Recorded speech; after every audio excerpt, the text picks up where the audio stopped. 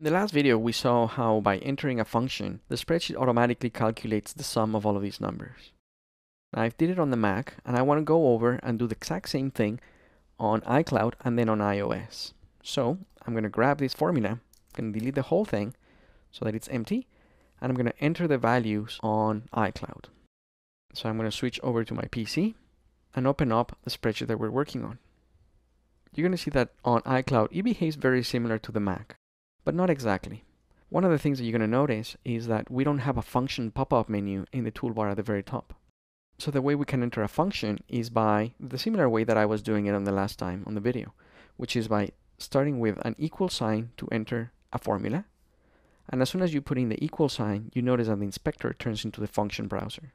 Now, this function browser is a little bit different than the one that we saw on the Mac. On the Mac, we saw a list of all of the functions, and the next one, you may not remember it, but the next group on the Mac is showing you the latest functions that you have used. In the case of iCloud, we just don't get those latest functions. But apart from that, it behaves very much the exact same way. If we search for sum, there are multiple functions that have those letters within the function. This is the one we're looking for. This time around, I'm going to enter it from the functions browser in the inspector by just clicking on the insert function after I've selected. And just like on the Mac, it enters the word sum, opens up brackets, puts in the value where we can make a selection, and it also closes the brackets. So when we click on the check mark, it enters the function and makes the calculation for us. So the main difference between iCloud and the Mac is that there is no function pop-up menu in the toolbar at the very top, at least as the time of recording. Probably a future version of iCloud would have it. Now let me delete these values, and I'm going to switch over to my iPad. So let me open up the project that we're working on the iPad. If you take a look at the palette at the very top, we don't have anything for functions. But if we double tap on the cell that we want to enter the function, again, we still don't see anything about functions. But if we tap in the equal sign for a formula, on the iPad you see a big huge functions button on the right. When you tap on the functions button, you get a pop-up showing you the different categories for the functions or the most recent functions that have been used. One of the things that you will notice is that there's no way to search for a function here. So if we were going to look for the sum, here we go.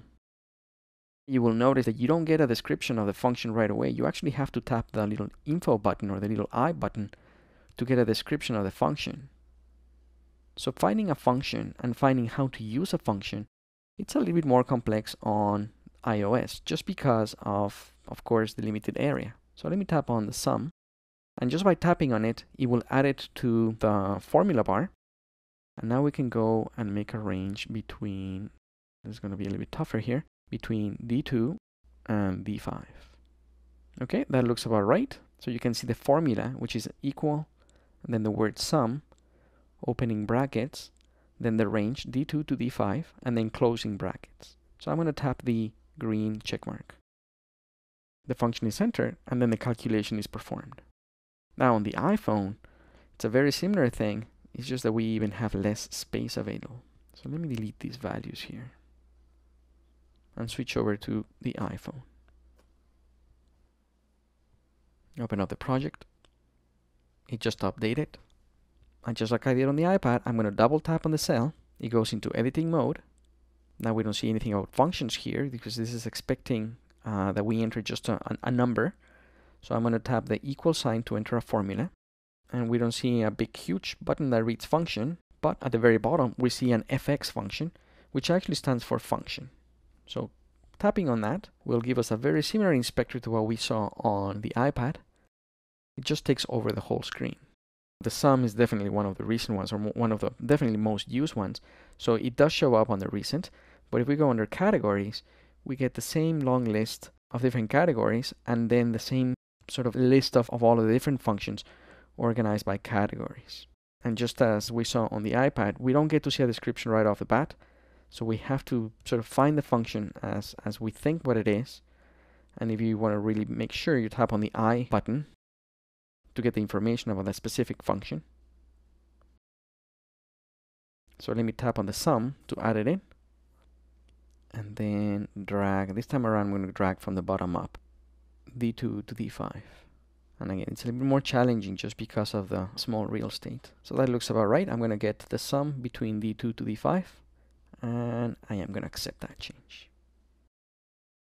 And now that I'm happy with this function, I'm going to tap the Done button so it exits the editing mode.